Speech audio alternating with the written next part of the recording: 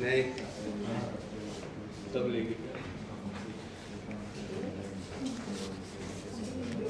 ठीक है। Ready ready guys सब ऐड रोल है। बताओ ना रोल कर चलो roll. Roll. Firstly Neel very congratulation with the journey. काफ़ी कमाल की जर्नी रही है आपकी। अगर कुछ बताना चाहोगे किस तरह से आपकी जर्नी रही है, यानी इविक्शन के बारे में अगर बताना चाहोगे, was it proper for you, जिस तरह इविक्शन हुआ उसके बारे में, starting with your journey, tell us something about it. पहली बात तो थैंक यू सो मच, धन्यवाद आप लोग सब आए और मुझसे बात कर रहे हैं and thank you for the compliment कि Yes. जर्नी बहुत अच्छी लगी आपको एंड मैं आई थिंक उस बात से वाकिफ़ रखूँगा कि यस मुझे मेरी जर्नी बहुत ही अच्छी लगी, बहुत मज़ा आया। जितना खुश होके मैं घर के अंदर गया था उतना ही खुश होके घर से बाहर निकला हूँ, क्योंकि वो कहीं ना कहीं जो एक रिस्पेक्ट होती है, वो जो होती है वो हर चीज़ वो अर्न करके निकला हूँ, चाहे वो बिग बॉस की रिस्पेक्ट हो या सलमान सर की रिस्पेक्ट हो या हाउसमेट्स की। जितने भी मेरे दोस्त वहाँ बने, जितने भी लोग थे मेरे, आई थिंक उन सबसे एक अच्छा लगाव रहा एंड अच्छा रिलेशन बना अंदर, और ऑथेंटिक ऑर्गेनिक रिलेशन। Yes. और रही बात मेरी जर्नी की, तो मुझे लगता है बहुत ही ज़्यादा इंसाइटफुल, काफ़ी चीज़ें सीखने मिली। जो आसपास के लोग होते हैं उनको कैसे परखा जाता है, आई थिंक रिश्तों की अहमियत सीखी। आई थिंक बहुत सारी चीज़ें जो मैंने लाइफ में कभी सोची नहीं थी कि मैं ये ऐसा भी समझ सकता हूँ लोगों को, ऐसा भी हो सकता है, किसी का बिहेवियर पैटर्न ऐसा हो सकता है, तो वो सारी चीज़ें देखने मिली एंड काफ़ी इमोशनल रही। इमोशनल इन द सेंस ज़रूरी नहीं है कि इमोशनल मतलब रोना, इमोशनल मतलब हंसना भी होता है, खुश होना होता है। तो आई थिंक एक फुल वेल ओवर पैकेज था मेरे लिए पूरे ये journey. So I think I am very happy. रही बात एविक्शन की, तो मेरे लिए एक जो फॉर्मेट है, ये शो का फॉर्मेट है, उससे ऊपर और कुछ नहीं है। तो अगर जिस तरह से बिग बॉस ने बताया कि ये एविक्शन डबल एविक्शन के बेसिस पर किया जा रहा है, वोट्स के बेसिस पर किया जा रहा है, तो ओके ठीक है, that's the way it is. क्योंकि तब तक एक ही एविक्शन था, फिर दूसरा हुआ, तो ये हमें पता है कि होते रहता है ये सब चीज़ें। तो I was pretty okay with it. Big boss ने बोल दिया, हो गया। यस। एंड बात करें, आपने कल का एपिसोड भी देखा होगा कि आपको फिर से याद किया जा रहा था घर पे, विकी ने याद किया कल के एपिसोड पे। हाँ, कल के एपिसोड पे आपको याद किया, आपका नाम भी जिक्र हुआ था। क्या लगता है कि आपने देखा नहीं, जैसा आपने बताया, क्या लगता है कि कौन है अभी घर पे आपको मिस कर रहा है उस घर पे? मुझे लग रहा है अभिषेक सबसे ज़्यादा मिस कर रहा होगा। दूसरों का मुझे इतना नहीं पता कि कितना जेन्युइनली मिस कर रहे होंगे। एक होता है just to talk about it, तो अभिषेक मुझे लग रहा है जेन्युइनली मिस कर रहा होगा। यस। एंड ऐश्वर्या जी के बाद आपको किस तरह से, क्या आपको लग रहा था कि अब मुझे जाना चाहिए घर पे, या फिर कंटिन्यू करना चाहिए इस जर्नी को as a solo player? Of course solo player. हमने हमेशा यही सोचा हुआ था कि जा साथ में रहे, लेकिन रहेंगे जिस तरह से अगर सिचुएशन बनती रही, जैसे अलग अलग कमरे में रहना पड़ा या अलग अलग खेलना पड़ा, तो that is all okay, because that is part of the whole show. जब बात भी हुई थी, यही बात हुई थी कि आप इंडिविजुअली भी सोच लीजिए और आप साथ में भी सोच लीजिए। तो उस हिसाब से हम सोच रहे थे कि हाँ, इफ इट ऑल किसी दिन ऐसा होता है, हम में से कोई पहला चला गया जो जैसा हुआ, it is not going to hamper the way we think about the show. सबसे बड़ा लर्निंग प्रोसेस क्या था आपकी? कोई ऐसी चीज़ जो इस घर से सबसे बड़ी चीज़ जो लर्न की हो इतने दिनों में? एक बार रिंकू जी ने मुझसे पूछा था कि तेरी सबसे बड़ी खामी क्या है? मैंने बोला मैं बहुत ट्रस्टिंग हूँ, बहुत जल्दी भरोसा कर लेता हूँ। तो ये नहीं कह रहा हूँ कि मैं भरोसा करना बंद कर रहा हूँ, लेकिन किस पे भरोसा करना है वो परखना समझ लिया हूँ। तो आई थिंक ये सबसे बड़ा लर्निंग प्रोसेस है। यस। हमने शुरुआत में देखा जिस तरह आपकी दोस्ती थी, विकी, अंकिता, ऐश्वर्या, आप दोनों की जो दोस्ती थी, आपने मुझे एक बात अभी भी याद है कि कहा था कि जिस तरह दोस्ती ऐश्वर्या एंड विकी की है, उस तरह दोस्ती आपकी और अंकिता जी की नहीं है, मतलब फन लविंग दोस्ती जो बोलते हैं। तो उस दोस्ती के बारे में आप क्या कहना चाहोगे? किस तरह की दोस्ती थी आप चारों की? शुरुआत चारों से करें। जैसे हम मिले थे एक रियलिटी शो में, स्टार प्लस का एक रियलिटी शो था, तो उसमें हम लोग स्मार्ट जोड़ी में मिले थे and that was the first time we really interacted with each other. And क्योंकि एक प्लेटफॉर्म था, कंपेटिटिव प्लेटफॉर्म था, तो कंपटीशन भी था, लेकिन वो हेल्दी, बहुत ही हेल्दी जोन में वो शो था। एंड वहाँ बहुत मज़े किए। After the shoot and in between shoots Vicky और मैं बहुत बॉन्ड करते थे। We used to talk on a very different level, जैसे कि मतलब ही used to see the way we are and उसको बहुत अच्छा लगता था। तो वो मुझे as a man to man, as husband to husband मुझसे पूछता था कि भाई कैसे यार, how do I be like you? मैं how to be a man like you and how to be a husband like you, Right. And then वो relationships की बात करना, शादी की बात करना, how to take things forward, ये सब चीज़ें बहुत हमने डिस्कशन की है। मतलब इमेजिन कीजिए 2-3 महीने का जो शो रहता है उसमें हर हफ्ते हम मिलते थे, बाद में कभी उनके घर पे पार्टी होती थी तो हम उस पर भी जाते थे, वहाँ भी बात होती थी, भले ही लाइट लेवल पे बात होती थी लेकिन होती थी। तो मेरी और विकी की दोस्ती वैसी रही है। फिर विकी और ऐश्वर्या की हमेशा एक कैजुअल एंड कॉर्डियल फ्रेंडशिप रही है, जहाँ एक दूसरे की खिंचाई मस्ती होती रहती थी पहले से ही। इस शो में भी हुआ, उस शो में भी हुआ, और हम जब सोशल सेटअप में मिलते थे तब भी हुआ। अब रही बात मेरी और अंकिता की, तो हम लोग दोनों ने हमेशा ये जाना है कि उसने जाना है कि मैं जहाँ वो पवित्र रिश्ता करती थी मैं वहाँ 12/24 करोड़ बाग कर रहा था। तो एट द सेम टाइम एक तरह से मैं 1-2 साल पहले आया हूँ अंकिता के, तो एक सिमिलर टाइम जोन से हम आए हुए हैं जब से हम काम कर रहे हैं। तो उसको एक हम दोनों के पास एक म्यूचुअल रिस्पेक्ट एक दूसरों की, कि देख तूने भी यहाँ से शुरुआत की है, मैंने भी शुरुआत की है, तूने जो काम किया मैंने भी काम किया, तो it's like an equal thing, we always had an equal mutual respect about that. रही बात ऐश्वर्या और अंकिता की, तो हमेशा उन दोनों ने इवन इन स्मार्ट जोड़ी कहा था कि एक दूसरे को यार बड़े सिमिलर लगते हैं हम एक दूसरे को यार, इसीलिए अंकिता ने वहाँ पर बिग बॉस के घर में भी शुरुआत में एक बहुत ही छोटा सा एक वाकया हुआ था जहाँ पर सोनिया किसी चीज़ को लेकर नाराज थी, ऐश्वर्या समझा रही थी, अंकिता जंप्ड इन, ऐश्वर्या ने बोला 1 सेकंड रुकना, और उसने बोला नहीं तुम मुझे ऐसे नहीं रोक सकती। वहाँ पर एक ऐसी कोई एक झड़प हो गई थी, एंड इस चीज़ को बाद में अंकिता ने एड्रेस किया अगले दिन।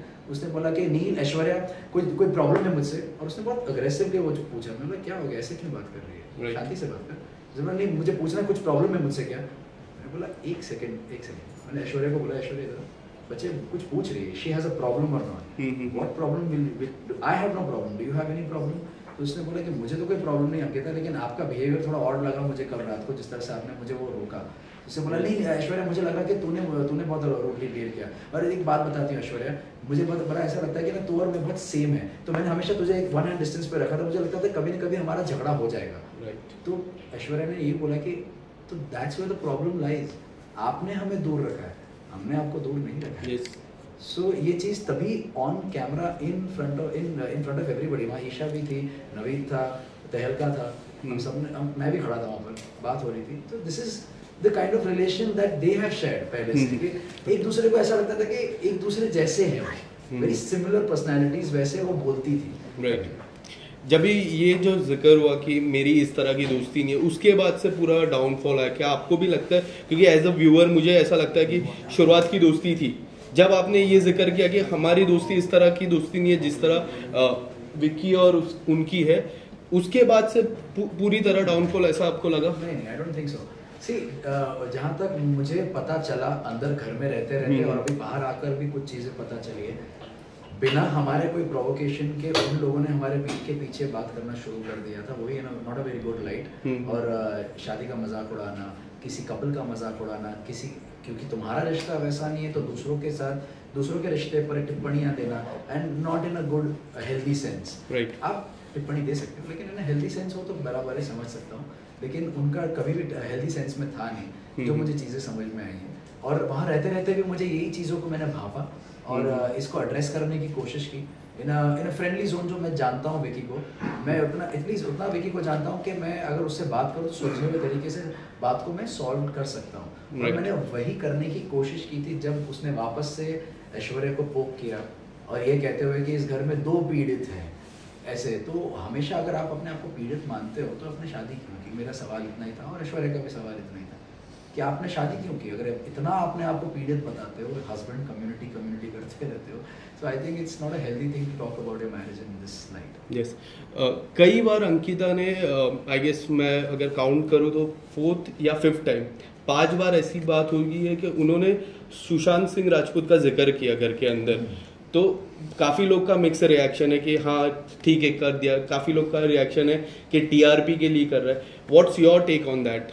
अगर मैं वहाँ पर बैठा हूँ, मेरे सामने करे तो मैं उसको एक रिएक्शन दूँ। मेरे सामने कभी उन्होंने बात नहीं की इस चीज़ के बारे में, सो इट्स वेरी इंपॉर्टेंट कि वो सामने हो। कहीं सुनी पे जाना बहुत बहुत गलत है। और 1 घंटे के एपिसोड में कहाँ से वो कॉन्टेक्स्ट लेकर आए हैं, कहाँ से वो रखा है, मुझे नहीं पता है। So I have not seen it, neither have I seen the footage, ना तो मेरे उसने सामने मेरी बात की है। So I can't really comment on. शुरुआत में अभिषेक से भी कंपेयर किया था सुशांत को, उस पे आप क्या कहना चाहोगे? से कंपेयर किया? हाँ, in what sense? In what like आपकी याद आती है सुशांत की, बट सुशांत इस तरह के एग्रेसिव नहीं थे जिस तरह के आप हो, आपको लाइक थोड़े उतने एग्रेसिव नहीं है। अंकिता ने अभिषेक को कंपेयर किया था सुशांत से। अगेन मेरे सामने नहीं कहा, ना ही अभिषेक ने मुझसे इस बात का जिक्र किया, ना अंकिता ने मुझसे इस बात का जिक्र किया। So how can I comment? Yes, and जब आप घर पे थे, जिस तरह, पहला सवाल मैं ये पूछना चाहूँगा कि आयशा के आने के बाद कई हद तक एज अ व्यूअर हम देखते हैं कि मनारा और मुनव्वर की दोस्ती में भी काफ़ी कुछ आया। उसके बाद जिस तरह मुनव्वर और मनारा दूर हुए, आयशा आई, एंड जो हुआ वीकेंड के वार में आयशा को कुछ हुआ, फिर डॉक्टर्स भी आए। आप इस पूरे मुद्दे पे आपका क्या टेक है? मुझे लगता है कि हाँ, आपका सही कहना है कि आयशा के आने के बाद ही बट ज़्यादा उनमें दूरियां बढ़ी, लेकिन दूरियां पहले से बढ़ना शुरू हो चुकी थी। Right. मैं कहूँगा 1-2 हफ्ते पहले से दूरियां बढ़नी शुरू हो गई थी। जो चीज़ की बात मैंने और मनारा ने भी की थी कि मैं और मुनव्वर अब बैठते नहीं हैं, अब इतनी बातें नहीं होती, मतलब दिन में एक आध बार बात हो गई, वो भी 5-7 मिनट बात हुई, कैसा है तू ठीक है, नहीं मैं ठीक हूँ तू ठीक है, इतना एक फॉर्मेलिटी के हिसाब से बात होके वो ख़त्म होती थी। तो उसने बोला पहले से ही हमारा ये हो रहा है, बट आयशा के आने के बाद कहीं ना कहीं ज़्यादा चीज़ें सामने आ रही है, and somehow she was being more affected, Mannara. Right. तो हम उससे ये भी पूछते थे कि तुझे क्यों इतना अफेक्ट हो रहा है, कि इनकी निजी प्रॉब्लम है, तुझे क्यों इतना अफेक्ट हो रहा है, यही सवाल पूछा था। एंड कहीं ना कहीं मैंने भापना शुरू कर दिया था कि मनारा को शायद कोई अनडिस्क्लोज्ड फीलिंग्स है, जो उसे खुद नहीं, अनरियलाइज्ड फीलिंग्स जैसे बोलते हैं, उसे खुद नहीं समझ में आ रहा है इस चीज़ के बारे में। और ये मैंने उससे पूछा भी था कि तेरे 2 दोस्त है, तो बोलती है 2 बेस्ट फ्रेंड्स है, एक राइडर है और एक मुनव्वर है, लेकिन राइडर के साथ तेरी दोस्ती कैसे क्लियर है, लेकिन मुनव्वर के साथ आते ही तेरा क्यों पता नहीं कुछ एक अजीब सा जोन चला जाता है, you start behaving in a very different way. So I feel you have some unrealised feelings. उसने बोला, तभी नकार दिया था, ऐसा कुछ नहीं है। पर जब सलमान सर ने पूछा तब उसने हाँ बोल दिया। सलमान सर ने बोला कि if you like him you like him, so she like या आई लाइक हिम। तो देन आई वाज लाइक, जब मैंने पूछा तब क्यों नहीं तूने ऐसे जवाब दिया? सो बट एनीवे, वो एटलीस्ट उसको क्लैरिटी मिले, I am happy about that. But कई हद तक ऐसा भी था कि जिस तरह आयशा की एंट्री हुई, एक एग्रेसिव वे में एंट्री हुई, लोगों को लगा कि काफ़ी सारी राज जो मुनव्वर के साथ है वो खुलेंगे, बट हम देखे फिर वो डाउन हो गए।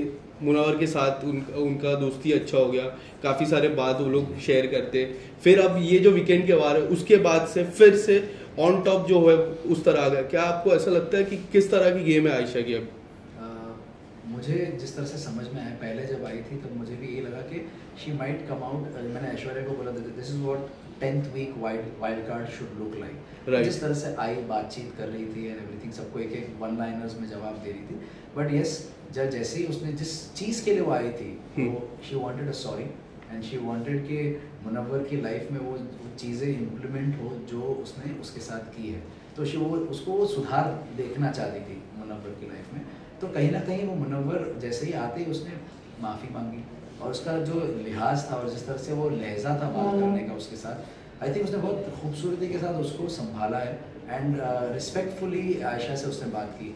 बट जब 2 हफ्ते बाद जाकर जब सलमान सर ने एक तरह से उनका एक पर्सपेक्टिव पेश किया कि हमें बाहर से जो दिख रहा है वो ये दिख रहा है कि किस तरह से आयशा ने आपसे खाली एक प्लेटफॉर्म पर आकर बात करने की कोशिश की। उन्होंने एक बहुत ही छोटा सा एग्जांपल दिया कि मुनव्वर, आपने कभी इस बारे में सोचा कि आप स्टैंड अप कॉमेडी कर रहे होते और उसके बीच में अगर कोई एक लड़की आके, सपोज आपकी कोई एक एक्स आके आपसे बात करती on stage at that time, what would you do? You would say okay fine, yes we can talk about it, can't you wait for 20 minutes, हम बात करते इसके बाद, यही करते। तो सेम बात थी, अगर आप उसको इतना नहीं बोल सकते थे, कुडंट यू वेट? तो I feel she could have weighted.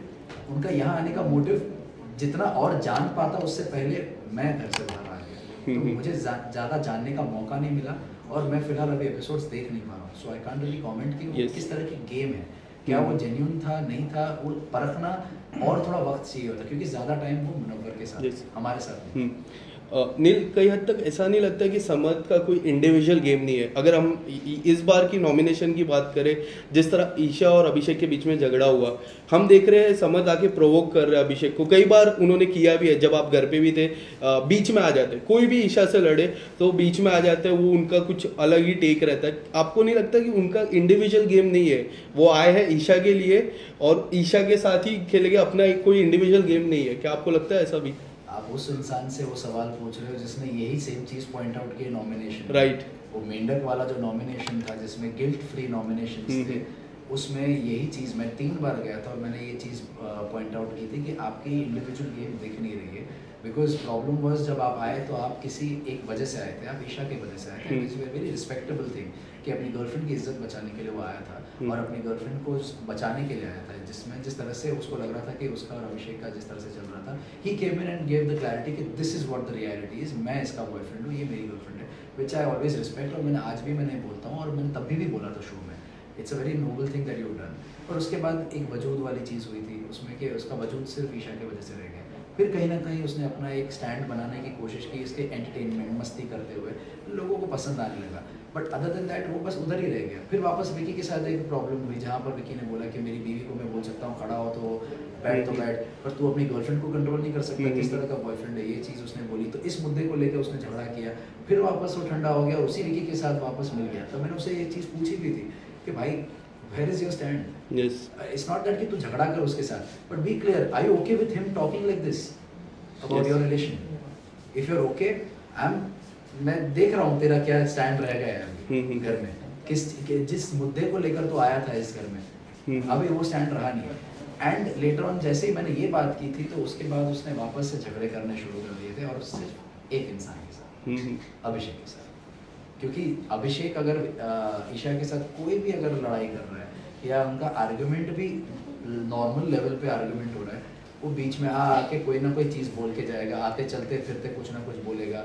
इस हद तक अभी उसका प्रोवोकेशन जा चुका है जहाँ तक उसको अभी ना they are pushing him to the corner right now, Abhishek को जानबूझ के, ताकि वो ऐसी कोई हरकत करे ताकि वो ऑन रूल फॉर्मेट वो बाहर नहीं हो जाए, बाहर चला जाए। But I feel this is very wrong. जिस तरह से किसी को इतना मेंटली टॉर्चर कर दो, इतना उसको वो कर दो कि वो इंसान इस तरह से रिएक्ट करे, आप जानबूझ के रिएक्शन लाना चाहते हो। और मैं अभिषेक को यही समझाता था कि डोंट रिएक्ट। नील, एक वाक्य हुआ था जब आप उस कमरे में मौजूद नहीं थे, जो बाहर काफ़ी चर्चा हुई उसके बारे में, जो स्लैप था विकी का और अंकिता का, आप नहीं थे, आपको बाद में पता चला, काफ़ी सारी बातें हुई। आप अगर कुछ डिटेल में बताना चाहो किस तरह से घर का माहौल क्या था उस दौरान, जो पहला 2-3 घंटा था, क्योंकि कोई लोग काफ़ी अलग वे में भी रिएक्ट कर रहे थे। ऑनेस्टली काफ़ी सारे लोग विकी की बातों में आ जाते हैं, तो वो एक अलग, आपको तो पता ही, फेक नैरेटिव स्प्रेड करने में वो माहिर है। पर कुछ लोग हैं जो संभल गए हैं और अभी जानते हैं उसकी असलियत। तो और स्पेशली जब 3 जन ने देखा, उसमें से एक ने बैकआउट किया, अनुराग ने बैकआउट किया, अरुण और अभिषेक बोल रहे हैं कि यस ऐसी चीज़ उसने की थी। हालांकि मैंने देखा नहीं तो मैं बोल नहीं सकता, मैंने वो फुटेज देखी and I felt that yes it was a very aggressive move and I don't condone such behaviour with anyone. आप पत्नी तो छोड़ ही दो, मैं किसी के साथ भी ये बिहेवियर कंडोन नहीं करता। मैं किसी को ऐसे हाथ दिखाऊं, कुछ करो, that means my intention is to hit you, वो नहीं सही है। तो आई फील उस वक्त घर में ऐसा कुछ माहौल ऐसा नहीं था कि, क्योंकि हम लोग आई थिंक ब्लाइंड्स डाउन थे और हम लोग अपने अपने कमरे में थे, मुझे पता नहीं था कि ये चीज़ हुई थी। एंड मैं जब बाहर आया तब मुझे पता चला कि ऐसा कुछ हुआ। तो किसी को इसके बारे में बहुत ज़्यादा पता नहीं था, पर धीरे धीरे पता चलना शुरू हुआ कि ऐसा ऐसा हुआ है। And everybody after hearing it, क्या बात कर रहे हैं, ऐसा रिएक्शन ये था।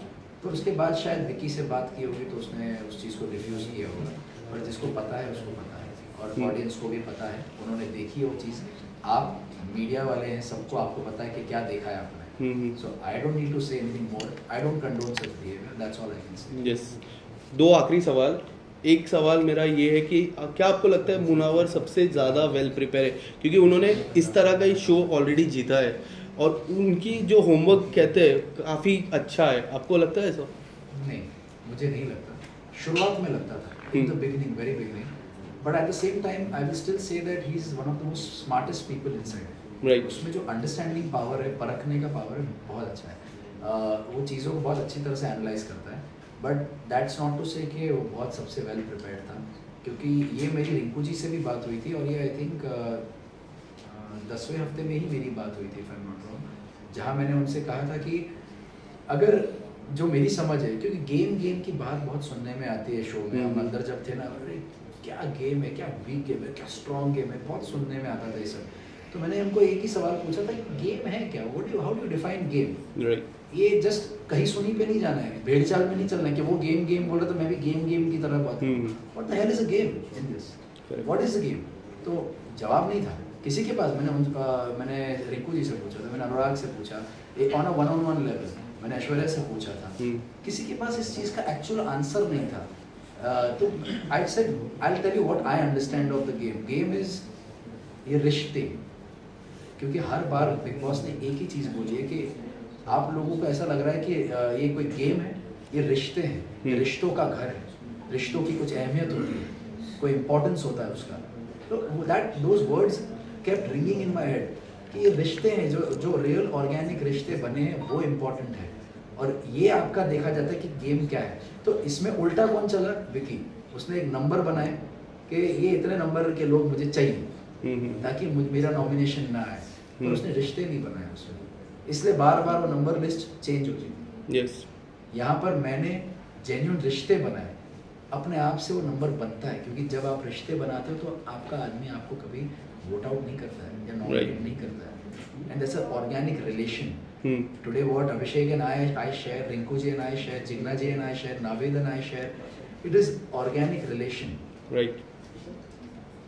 Lastly, who is your top 3 and winner? It's very yes, very difficult to say top 3 कौन है, because ये शो का फॉर्मेट ऐसा है ना, जैसे मैंने अगर टॉप 3 के नाम ले लिया और डबल एविक्शन में 2 निकल गए, तो बाद में इट डजंट मेक सेंस। बहुत अभी भी थोड़ा जल्दी है बोलना टॉप 3 कौन है। Yes, thank you so much Neel. And एक बात मैंने जो पर्सनल लेवल पे सीखी है आपसे, आपकी जो जर्नी देखी है, कई बार ऐश्वर्या जी एग्रेसिव हो जाते थे, बट आप उस पॉइंट पे काफ़ी काम रहते थे, तो सीखने जैसा काफ़ी कुछ था। तो ये गलत है, ये गलत है कि वो एग्रेसिव हो जाती थी। नहीं, मतलब कई बार जैसा झगड़ा होता था, तो आपने उनका 1 घंटे के एपिसोड में क्या दिखाया जाता है, कितनी चीज़ें आउट ऑफ एडिटिंग होती है, आपको शायद नहीं पता होगा, आपको एक्चुअली पता होना चाहिए। आप इतने सालों से देख रहे हैं शो, मैं तो पहली बार देख रहा हूँ, मैं तो पहली बार उस शो का हिस्सा बना हूँ, अंदर से देख रहा हूँ, तो आई नो कि कहीं भी जब भी उसका कोई रिएक्शन दिखाए ना, उसके पीछे एक रीज़न था, उसके पीछे एक कॉन्टेक्स्ट था, किसी की पोकिंग थी। आज आप अभिषेक को देख रहे हो इतना अग्रेसिव हो रहा है, तो क्या रीज़न है? आपने क्या एक रीज़न दिया ना उस चीज़ का कि चिंटू उसको पोक कर रहा है। अगर आपको पोकिंग दिखाया ही ना जाए और किसी का अग्रेशन दिखाया जाए, तो आप बोलोगे अरे क्यों फालतू में अग्रेसिव हो रहा है। बात ये है, उसको कॉन्टेक्स्ट जानना बहुत ज़रूरी है, और उसके लिए 24 वो जो लाइव जो चलता है वो देखना ज़रूरी है। और उसमें भी कई बार दिखाया नहीं दिखाया, ये मेरी जो मैंने बाहर आके चीज़ देखी ना, अरे इसके पहले तो ये हुआ था, दिखाया नहीं, हम लोगों ने नहीं देखा, ये सब दिखाया नहीं था। So it's not my fault, it's not Aishwarya's fault, it's just the way it was, जिस तरह से रिले हुआ है वो चीज़ को। तो ये बहुत गलत चीज़ है कि वो अग्रेसिव हुए और मैंने शांति से उसको समझाया या संभाला, ये बहुत अलग चीज़ है। क्योंकि जहाँ मैं अग्रेसिव हुआ हूँ उसने मुझे संभाला है, जहाँ मेरी तबीयत खराब हुई है उसने मुझे संभाला है। जितनी रिस्पेक्ट उसने मुझे दी है, जितना प्यार मुझे दिया है, उतना किसी ने नहीं दिया है। So I think I am very lucky to have. Thank you so much. Thank you.